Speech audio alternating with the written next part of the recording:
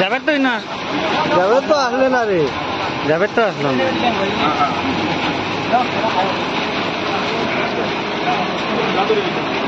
রোজা ভাঙ্গাও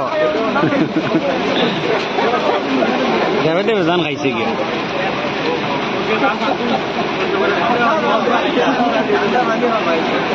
শেষ আর রাজা খাইল আর খাইলে এরা খারা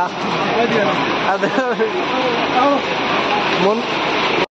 আজি আপোনালোকে দেখিছে যে অসম গভৰ্ণমেণ্টে যিটো সিদ্ধান্ত লৈছে এডিআৰই পৰীক্ষা হ'ব, তাত আমাৰ হাইলাকান্দি জিলাত 3rd গ্ৰেড আৰু 4th গ্ৰেডৰ পৰীক্ষাৰ কাৰণত প্ৰায় 10,000 মান ষ্টুডেণ্টে এপ্লাই কৰিছে।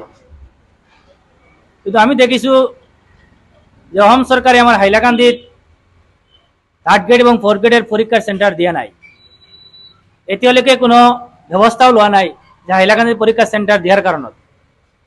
আমি হাইলাকান্দিৰ বিভিন্ন দল সংগঠনৰ নেতৃত্বত বাৰ বাৰ মেমৰেণ্ডাম দিছোঁ হাইলাকান্দি জিলা উপায়ুক্তৰ ডিষ্ট্ৰিক্ট কমিশনাৰৰ মাধ্যমত মাননীয় মুখ্যমন্ত্ৰী মহোদয়ৰ কাছত যে মই হাইলাকান্দি চেণ্টাৰ দিব লাগে। কিন্তু আজিলৈকে অসম চৰকাৰৰ তৰফৰ পৰা কোনো ব্যৱস্থা লোৱা নাই। আমি বাধ্য হৈ ছাত্ৰ মুক্তি সংগ্ৰাম সমিতিৰ নেতৃত্বত বিভিন্ন দল সংগঠনৰ নেতৃত্বত ইয়াত অমৰণ অনশনত বহিছোঁ। আমি দাবী উত্থাপন কৰিছোঁ যে আমাৰ হাইলাকান্দি চেণ্টাৰ দিব লাগিব।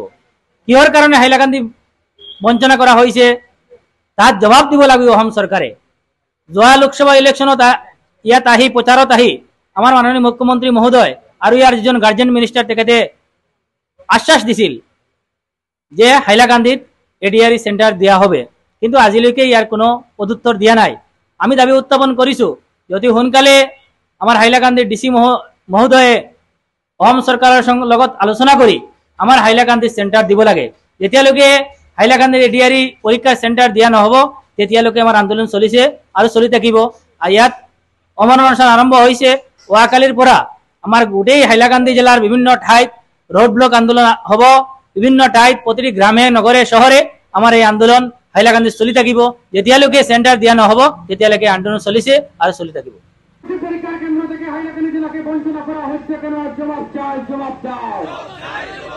নিযুক্তি পরীক্ষা সেন্টার থেকে হাইলাকান্দি জেলাকে বঞ্চিত করা হচ্ছে কেন? মুখ্যমন্ত্রী জবাব চাই, জবাব দাও। হাইলাকান্দি জেলাকে বঞ্চনা করা হচ্ছে কেন? জবাব চাই, জবাব দাও। হাইলাকান্দিতে এডিআরই নিযুক্তি পরীক্ষা সেন্টার দিতে হবে। হাইলাকান্দি জেলার টেট পরীক্ষা সেন্টার দিতে হবে, না হলে আন্দোলন চলছে, চলবে। সেন্টার লইয়া আমার যে প্রতিবাদী চলছে এটা লাস্ট আপনারা যখন সবে শিলচরও দিছে সেন্টার কাছাড়ে আর হাইলাকান্দিতে করিমগঞ্জেও দিছে, বাট আমরা হাইলাকান্দিত খেলে দিল না। আমিও শিলচর আমার কোনো অসুবিধা নেই, আমরা যাইব কৃষক, কিন্তু হাইলাকান্দিতে আজকে আপনারা গাঁওমোড়ার থেকে করিমগঞ্জ যেতে হলে মিনিমাম 100 কিলোমিটার দূর, কত মানুষের কিলা কষ্ট, মানুষের কিলা যাইব এটা দেখতে লাগবো। আপনার কাছাড়া গেলে 100 কিলোমিটার দূর, মানুষের অসুবিধা দেখা লাগবো। কিতা কারণে যেন এই জায়গার সেন্টারটা আমরা দিল না, কিতা কারণে দিল না, এইটা হলো আমরা মেইন আজকের এই বসার কারণটা। আর এখন জলবায়ু মাতি